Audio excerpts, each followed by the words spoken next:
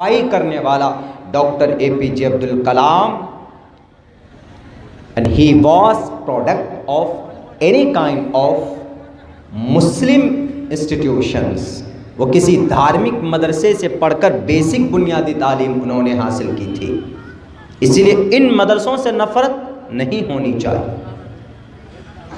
अगर हमारे समाज में देखिए धार्मिक गलत धर्म कब लेता जब उसका गलत रुख बताया जाता है। जैसे सपोज दैट जिहाद है कि जिहाद करो, इसका गलत कॉन्सेप्ट दिमाग में बिठा दिया गया कि जिहाद करो का मतलब गैर मुस्लिम भाई को काटो मारो, बस यही मतलब समझाया गया। हालांकि जिहाद का ये मतलब बिल्कुल नहीं है। शाह अब्दुल अजीज़ मुहद्दिस देहलवी जब अंग्रेज़ आए, कब्ज़ा करना शुरू कर दिया उन्होंने, तो शाह अब्दुल अजीज़ मुहद्दिस देहलवी ने कहा कि ए मुसलमानों, अब जिहाद तुम पर फ़र्ज़ हो चुका है। जिहाद के माना मेहनत करना, कोशिश करना। जिहाद का मतलब कत्ल करना नहीं है। जिहाद करना तुम पर फ़र्ज़ हो गया, यानी इन अंग्रेज़ को भगाने के लिए मेहनत करो, कोशिश करो। अब तुमको बैठकर या सिर्फ प्रोटेस्ट करके, एहतिजाज करके तुम कामयाब नहीं हो सकते, बल्कि अब तुम्हें जिहाद करना पड़ेगा इनके खिलाफ। अब उसी मेहनत और कोशिश में अगर लड़ाई की नौबत आ जाती है, यानी अगर कोई कुछ दुश्मन आपके मदरसे के दीवार को तोड़ने आ जाएं, एक मिसाल दे रहा हूँ, सपोज दैट ये मदरसा है, मस्जिद की दीवार तोड़ने आ जाए और आपकी जान खतरे में हो, आप उस वक्त अपनी हिफाजत करेंगे, चाहे आप डंडे से करें, चाहे आप चीखें चिल्लाएं, तो उस दुश्मन से हिफाजत के लिए, बचने के लिए जो भी काम करते हैं उसको डिफेंस बोलते हैं अंग्रेज़ी के अंदर, और उर्दू में दिफा बोलते हैं उसको, और इसी को अरबी के अंदर जिहाद बोला जाता। लेकिन आज जिहाद का क्या गलत मतलब बताया कि नहीं, जिहाद का ये मतलब होता है कि जहाँ भी मुशरिक मिले उनको मारो, काटो, पकड़ो, जलाओ। ये बिल्कुल गलत है। मोहन भगवत जी से हमारी इसी बात के ऊपर जब बात हुई थी तो हमने कहा था, उनको बड़ा आश्चर्य हुआ था कि you are not like that उलमाए कराम, आप उन आलिम दीन की तरह नहीं है, because you know the Quran and you know also about my Holi ग्रंथ, द धर्मशास्त्र, ऋग्वेदा, यजुर्वेदा। तो हमने कहा कि सर ये कॉन्सेप्ट तो गलत बिठाया गया है ना लोगों के दिलो दिमाग के अंदर हमारे ताल्लुक़ से कि भाई हम मुजरिम होते हैं। मेरे भाइयों, तमाम तर बुराइयों का मुकाबला एक ही तरीक़े से किया जा सकता है। वो कौन सा रास्ता, वो कौन सा तरीक़ा? एजुकेशन, तालीम याफ्ता होना बहुत ज़रूरी है। और तालीम में दो क्वालिटी, एक तो धार्मिक तालीम है, कुरान की तालीम है, because Quran, we believe in Quran and we remember in Quran the whole Quran and we trust in Quran and we worship as a command of Allah सुब्हानहू व तआला। जिस तरीक़े से हम कुरान को धर्म के एतबार से देखते हैं, एक तो धार्मिक तालीम होती है और एक तालीम होती है मॉडर्न। अच्छा, आप कुरान करीम की तालीम अगर मदरसों में देंगे, अरबी की तालीम मदरसों में हो, दीन की तालीम मदरसों में है, तो क्या ये पाप है, ये जुर्म है? बिल्कुल भी नहीं। हमारे भारत के संविधान, हमारे हिंदुस्तान के आईन, दस्तूर हिंद के मुताबिक हमें कुरान पढ़ने पढ़ाने की इजाज़त देता है। अगर कोई मुसलमान अगर कुरान पढ़ाने के लिए मकतब बनाता है तो उसको परमिशन की ज़रूरत नहीं है, संविधान उसको इजाज़त देता है। अगर कोई मुसलमान मस्जिद में अजान पढ़ता है तो संविधान उसको इजाज़त देता है। अगर कोई हिंदू भाई मंदिर में जाकर ईश्वर की पूजा करता है, ब्रह्मा सूत्र पढ़ता है, गायत्री मंत्र पढ़ता है, ईश्वर परमेश्वर की पूजा करता है, ओम भूर्भुवस्सुवः तत्सवितुर्वरेण्यं भर्गो देवस्य धीमहि धियो यो नः प्रचोदयात् पढ़ता है, साष्टांग करने के लिए पूजा पढ़ता है, प्रथमादारका जीवा दियो दिदियन मुजियते तृतीयानन कोडला कार्य चतुर्थ उत्तरदेव चंद्र का पंचम विंदु संयुक्ता, अगर वो साष्टांग के लिए श्लोक पढ़ता है, अगर वो दुर्गा माता के नवरात्रि के अंदर में अगर वो दुर्गा के नाम का अगर माला जपता है तो वो गुनाह नहीं है। हिंदुस्तान के संविधान के मुताबिक अगर हमारे सिख भाई अपना वो मूल मंत्र पढ़ते हैं, एक ओंकारा सतनाम करता विरुद्ध नरवु नरवीर अकाल मूरत अजवनी से भुंगुर प्रसादे, अगर सिख लोग इस मंत्र को पढ़ते हैं अपने गुरुद्वारे में तो हिंदुस्तान के संविधान के मुताबिक गुनाह नहीं है, पाप नहीं है, बल्कि हर किसी के मजहब का सम्मान किया गया है संविधान के अंदर, दस्तूर के अंदर। लेकिन हमारे आसाम के अंदर मदारिस बंद किए गए, उत्तर प्रदेश में कोशिश जारी है मदारिस को बंद करने की। तो हमने कहा कि ये तुम्हारी तानाशाही है, वरना जिस संविधान पर हम एतमाद रखते हैं, अगर आप ये समझते हो कि अब्दुल्ला सालिम संविधान की बात क्यों करता है, ये तो टोपी और दाढ़ी वाला है। अगर आपको शक हो कि हमारे उलमाए किराम टेररिस्ट से मिले जुले हैं, तो हम उनको बता देना चाहते हैं जिन लोगों के दिमाग में ये भूसा भरा हुआ है। हम अपने मदरसे के बच्चों को कुरान की भी तालीम देते हैं और उसी बच्चों को हम भारत के संविधान की भी तालीम देते हैं। कुछ दिनों पहले रांची झारखंड के अंदर एक बहस हुई, बात हुई। उन्होंने कहा कि मौलाना आप संविधान की गलत डिफिनेशन कर रहे हैं, आपको संविधान की क्या जानकारी, आप तो कुरान वाले हैं, आप तो टोपी और दाढ़ी वाले हैं। हमने कहा कि अरे यार, इतनी नफरत तुम्हारे दिल में किसने भरा है? अगर हम कुरान पढ़ना जानते हैं, अगर हम हाफिज कुरान है अल्हम्दुलिल्लाह, तो we are proud to be Hafiz, हमें हाफिज होने पर गर्व है। Because Allah will get reward after here when Allah subhanahu wa ta'ala will destroy the world, उस वक्त we will success, you will lose, हम सक्सेस होंगे, तुम लूज हो जाओगे। हमें मरने के बाद पुण्य हासिल करना है, हमें स्वर्ग में जाना है, हमें ईश्वर के सामने एजाज से नवाजा जाएगा, हमें इस बात पर विश्वास है। इसलिए हमने कुरान को हिफ्ज़ याद किया। लेकिन ये मत समझना कि शक्ल में दाढ़ी है, माथे में टोपी है तो कैमरे वाले भाई साहब तुम ये समझते हो कि मौलाना अब्दुल्ला को हमारे दस्तूर के मुताबिक क्या पता होगा। ऐसा नहीं है, बल्कि एक बात याद रखना, अगर कोई हाफिज कुरान, अगर कोई मौलाना साहब कुरान पढ़ना जानता है तो तुम उसके बारे में ये गुमान मत करना कि ये भारत का संविधान नहीं जानता होगा। अब्दुल्ला सालिम 3,22,000 अल्फाज को अगर तुम्हारे सामने बता सकता है, पूरे कुरान को याद कर सकता है, तो हमारे भारत के संविधान के 350 आर्टिकल से कहीं ज़्यादा संविधान के एक एक आर्टिकल तुम्हें पढ़कर सुना सकता। हमें कहा बताओ हिंदुस्तान का प्रियम्बुल क्या है? जानते हो? नहीं जानते। अपने खुदाओं को खुश करने के लिए सिर्फ तुमने उनके भाषण सुने हैं, तुमने हमारे हिंदुस्तान का संविधान नहीं पढ़ा। हमारे हिंदुस्तान के संविधान का प्रियम्बुल है we the people of India, we means we Muslim Hindu all person are equal in the sight of Indian Constitution। हमारे संविधान में सबको बराबरी का हक दिया। हमने कहा कि ये मत समझना कि कोई कुरान पढ़ने वाला मदरसे में पढ़ने वाले को संविधान नहीं आता होगा। हमने कहा आसाम सरकार से, हमने कहा कि आपको इजाज़त नहीं है, आपको कानूनन ये आपको अधिकार नहीं बनता है, इन पाठशाले को बंद करो। क्यों? आर्टिकल 30 उठाओ। हिंदुस्तान के संविधान दस्तूर का दफा नंबर 30 में लिखा है राइट ऑफ माइनॉरिटीज, अल्पसंख्यक लोगों के जो हक हुकूक है, क्या? टू इस्टेब्लिश, उसको वजूद में लाना, क्या? To establish the administer educational constitution. अगर कोई इस देश के अंदर मुसलमान, दलित, निचले तबके का आदमी अपनी मर्जी से all minorities whether based on language and religion, अगर कोई धार्मिक आदमी, अगर कोई मजबूर आदमी, अल्पसंख्यक वर्ग का कोई आदमी अगर अपने जुबान के मुताबिक, अगर अपनी लैंग्वेज के मुताबिक, अगर अपने धर्म के मुताबिक अगर वो कोई इदारा बनाना चाहता है, इदारा मदरसा बनाना चाहता है, तो shall have the note to establish.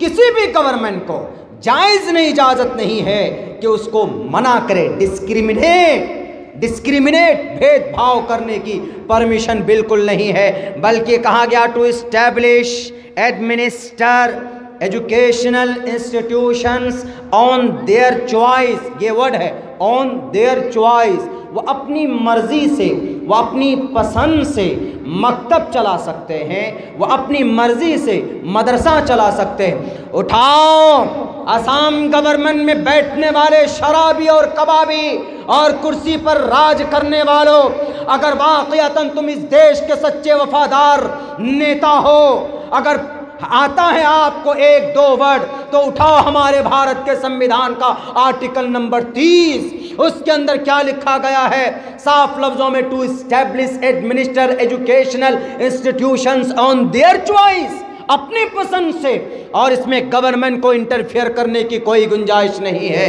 क्या आपने नहीं पढ़ा?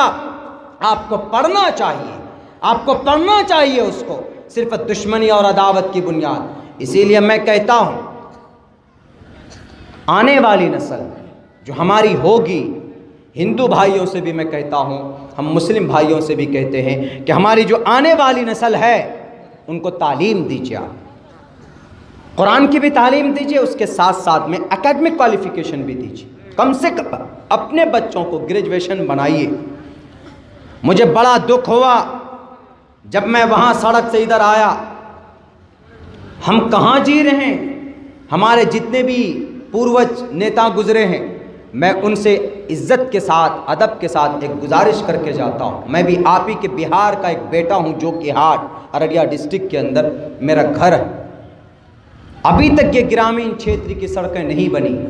अगर ज़मीन प्रोवाइड नहीं किया जाता है हमारे समाज के लोगों के ज़रिए से, देखिए 2 ही 3 रुकावट होती, या तो ज़मीन नहीं है, तो ग्राम पंचायत की जो सड़कें हैं उसको बनने में बाधा आता है, या तो यह है कि सब कुछ रेडी होता है लेकिन हमारे जो ग्राम पंचायत के जो मुखिया मेंबर होते हैं, जो अधिकारी होते हैं, या तो वो नहीं करना चाहते।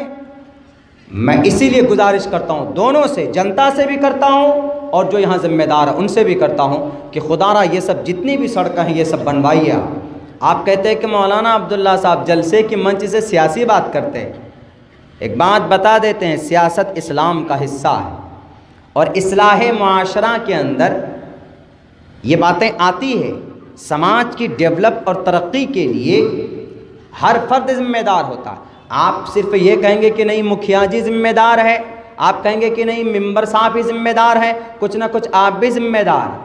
अगर मेंबर साहब सो रहे हैं तो उसको जगाना ज़रूरी आपको है। आप उनको जगाइए कि मुखिया जी, मेंबर साहब उठिए। हमारे बारिश होती है, हमारा गाड़ी का चक्का घुस जाता है कीचड़ में, आप अगर नहीं बोलिएगा तो आपका हक हुकूक भी नहीं मिलेगा। इसीलिए आपको बोलना भी चाहिए, याद भी दिलाना चाहिए। हम वोट इसलिए देते हैं लोगों को, हमको उनसे रोटी चावल नहीं चाहिए, हमको क्या चाहिए? सड़कें बना दीजिए आप। और जो आते हैं हक हुकूक गरीबों के, जो छोटे मोटे मदद गवर्नमेंट के तरफ से, उसको दिलवा दीजिए। यही बात हमने जो कि हाट के अंदर वहाँ से लोगों से कही थी, वहाँ के नेताओं को भी हमने बात कही। वहाँ के एक नेताजी जीते हैं, हमने बड़ी मेहनत की थी, पहली बार उन्होंने छक्का लगाया तो बाउंड्री से पार हो गया, लेकिन फील्डिंग हमने बढ़िया करके पिच सजा के रखा था। तो बहरे कैफ हमने उनको कहा कि सर, हमने लोगों को बड़ी उम्मीद के साथ जिस फील्ड से आप छक्का मार करके मैच जिता कर लेके जा रहे हैं, ये फील्ड पूरा अब्दुल्ला सालिम का तैयार किया हुआ। हमने उनसे कहा कि हमको कुछ नहीं चाहिए, जनता से मैंने जो वादा किया है वो कर दीजिए। और हम किसी से ये वादा नहीं किया कि तुमको 4 व्हीलर दिलाएंगे, तुमको बिल्डिंग खड़ी करके देंगे, हर दिन तुमको मुर्गा मसल्लम देंगे खाने के लिए। नहीं, इनसे हमने सिर्फ ये वादा किया है कि ब्लॉक के अंदर इनका काम आसानी से हो जाए, पंचायत के काम के अंदर इनका काम, जो भी काम पड़े किसी को, उनका आसानी से हो जाना चाहिए। एक के वाला मोटेशन कराने में 5000 रुपये। सरकारी फ़ीस क्या है? कुछ भी नहीं। आधार कार्ड सुधरवाने के लिए सरकारी फ़ीस क्या है? 51 रुपये। लोग लेते कितने हैं? 500 रुपये। हमने कहा सर ये नहीं होना चाहिए, बस ये सुधरवा दीजिए लोगों को। बाकी आपसे कोई खाना मांगने के लिए नहीं जाता, हर आदमी अपनी मेहनत करके खाता है, इनकी ज़रूरत की जो थोड़ी चीज़, हाँ आप भी रखें। आप जब मेहनत करते हैं किसी भी आवाम जनता के लिए, तो आप भी अपने मुनासिब एतबार से जो बचा कर रखना चाहते हैं आप बचाएं, लेकिन कम से कम 50% अगर जनता का काम हो जाए तो मेरे ख़्याल से दिल से दुआ भी निकलेगी और हमेशा के लिए आप उनके दिलों में राज कीजिएगा। कैसे चलते होंगे आप लोग इस रास्ते में? इसीलिए अगर कमी आप लोगों की, समाज का निर्माण सिर्फ मुखिया मेंबर से नहीं होता है, समाज का निर्माण समाज के लोगों से होता है। अगर इसको तरक्की देना चाहते हैं तो सबको खड़ा होना होगा। अगर माशरे को बदलना चाहते हैं तो सिर्फ अब्दुल्ला सालिम तकरीर करके कॉन्फ्रेंस में आके समाज को नहीं बदल सकता, बल्कि अगर अब्दुल्ला सालिम ने कहा कि नौजवानों शराब मत पियो, नौजवानों व्हाट्सएप के ऊपर, फेसबुक के ऊपर गलत चैटिंग मत करो, नौजवानों नमाज पढ़ो, नौजवानों किसी की जवान बेटी की तरफ इज्जत, उनको इज्जत दो, सम्मान दो, उनकी इज्जत व आबरू की हिफाजत करो, ठिपिया मत पियो, टैबलेट मत खाओ। नीतीश जी का शुक्र है, एहसान है कि शराब बंद करा दिया उन्होंने, समाज के निर्माण की तरक्की के लिए एक अच्छा कदम किया था।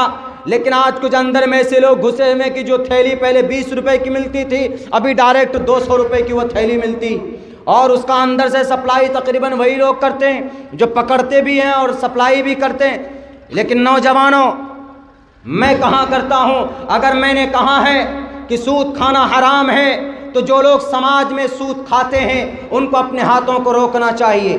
इसलिए समाज का निर्माण सिर्फ एक आदमी से नहीं हो सकता। अगर आप कहेंगे कि हमने वोट देकर मुखिया जी को जिता दिया, अब मुखिया जी समाज का निर्माण करेंगे, नहीं। पहली बात तो ऐसे आदमियों का इंतखाब कीजिए जिनके दिमाग के अंदर कोई भेदभाव ना हो, जो समाज के लोगों के लिए अपने अंदर दिलों में दर्द रखता हो। आप पैसे देकर वोट दे देते हैं आदमी को, कभी कभी गलत आदमी का इंतखाब कर लेते हैं, ये बिल्कुल गलत है। यह आपका इस्लाम, आपकी शरीयत आपको इजाज़त नहीं देता।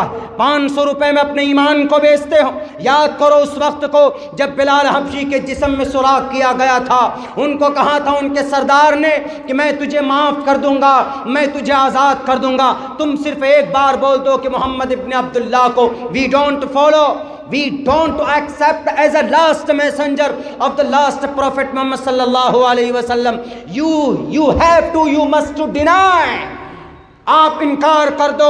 हजरत बिलाल हबशी ने कहा था कि मैं कभी भी ऐसा नहीं कर सकता। उनके जिस्म में सुराख कर दिया गया था, गिरेदार रस्सियां डाल दी गई थी, 2-3 दिन के बाद आरे की तरह चलाया जाता था। चीखते थे, चिल्लाते थे, 500 रुपए में अपने ईमान को बेचने वालों, 500 रुपए ले लेकर, 1,000 रुपए ले लेकर आप अपने ईमान को बेचते हैं। वो अलग बात है कि आप वोट किसी को भी दें, लेकिन आप जिस धर्म से जुड़े हुए हैं उस धर्म के अंदर पैसे लेकर किसी को वोट देना ये जायज़ और बिल्कुल बिल्कुल जायज़ नहीं है, इसकी इजाज़त नहीं है। आप वोट किसी को भी दें, यह आपका मौलिक अधिकार। आप वोट किसी को भी दीजिए, हिंदू को दीजिए, मुस्लिम को दीजिए, क्रिश्चियन को दीजिए, किसी को भी दीजिए आप, ये आपका पर्सनल चॉइस होना चाहिए कि कौन बेहतर हो सकता है। लेकिन पैसे लेकर वोट देना निहायत गलत है। बीबी सुमैया ने कहा बिलाल हबशी को तड़पा तड़पा कर मार दिया गया, लेकिन अपने ईमान का सौदा नहीं किया। हजरत बीबी सुमैया के जिस्म के 2 टुकड़े कर दिए गए, लेकिन ईमान का सौदा नहीं किया।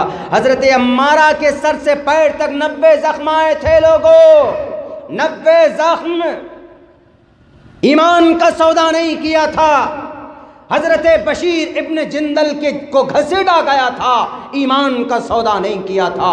नबी पाक अलैहिस्सलाम के सर पर पत्थर पड़े थे, खून बहा था, लेकिन ईमान का सौदा नहीं किया था। अभी आपके सामने एक बहुत बड़ा चैलेंज है आने वाला। कुछ लोगों के तो काम चानी होने वाले, लाइए ना हमको 50,000 दीजिए, हमारे पास 10 वोट है, पैसा लिया रख लिया, ऐसा हो रहा। इसलिए पैसों से अपने ईमान को मत बेचो। You have to, you must to die, कुल्लु नफ्सिन ज़ाइक़तुल मौत। मरेंगे क्या कहेंगे? अगर किसी गलत आदमी का इंतखाब आप करते हैं, सियासत गलत नहीं है, सियासत का गलत इस्तेमाल गलत है। हमको बहुत से लोगों ने पूछा कि मौलाना अब्दुल्ला साहब आप सियासत में क्यों आए, आप तो मौलाना साहब तकरीर करते हैं। हमने कहा कि क्यों सियासत में आना गलत है? अरे मौलाना साहब होगा तो कम से कम गड़बड़ घोटाला कम करेगा। मौलाना आया है तो कम से कम शराब की तस्करी नहीं करेगा। मौलाना साहब आया है तो कम से कम इंदिरावास ईमानदारी से लोगों को मिल जाए। मौलाना साहब अगर आया है तो कम से कम झूठ तो नहीं बोलेगा, इसलिए कि एक आलिम दीन है। ये सब काम करने से पहले उसका ज़मीर 56 मरतबा उसको झंझोड़ेगा। हमने कहा कि सियासत गलत नहीं है, कोई भी आ सकता है सियासत में। मौलाना आ सकता है, मास्टर आ सकता है, हिंदू आ सकता है, मुसलमान आ सकता है, जाहिल आ सकता है, दानिश्वर आ सकता है, हर कोई आ सकता है। सियासत का गलत इस्तेमाल गलत है। उमर फारूक थे, पीएम बने हुए थे, 22 लाख मुरब्बा मील के इलाके के पीएम बने हुए थे उमर फारूक रज़ी अल्लाह ताला अन्हु। लेकिन कैसे पीएम थे?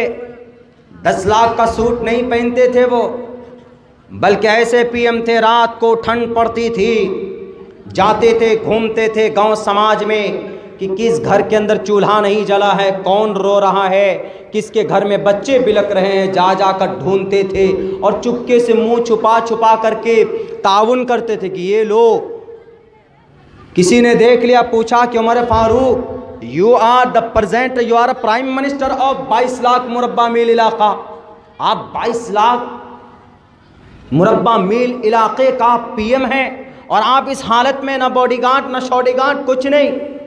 उन्होंने कहा अरे मैं पीएम नहीं हूँ, मैं एक रिस्पॉन्सिबल हूँ, जिम्मेदार हूँ। अगर कल क़यामत में ये अगर भूखा यहाँ मर जाता है तो कल क़यामत में ईश्वर अल्लाह के नज़दीक कौन जवाब देने वाला होगा। मैं पूछ लिया मुझसे मेरे रब ने कि कुर्सी दी थी तुमको, 10 लाख रुपए का सूट पहनते थे, किसान सड़कों पर मर जाते थे और मदरसे तुम बंद करवाते थे और शराबियों को, नशेड़ियों को तुम छोड़ देते थे। लाना था बिल, ले आते आप। हमारी वैशाली मुजफ्फरपुर के करीब वैशाली हाजीपुर के अंदर हमारी बहन गुलनाज को इंसाफ नहीं मिला, हाथरस के अंदर हमारी बहन मनीषा को इंसाफ नहीं मिला। अगर बिल लाना था तो आप इसके ऊपर बिल लाते। आपको इसके ऊपर गौर करना चाहिए। सिर्फ बोलते हो कि बेटी को बचाओ और बेटी को पढ़ाओ, बेटी की इज्जत लूटी जाती है तो उनकी प्रोटेक्शन के लिए कुछ नहीं। अगर कोई रैपिस्ट पकड़ा जाता है तो उनको फांसी के फंदे पर क्यों नहीं लटकाया जाता है।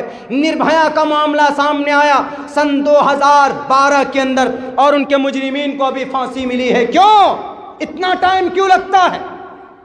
आप ऐसा फास्ट ट्रैक अदालत कायम कीजिए, आप ऐसी एजेंसी बनाइए, आप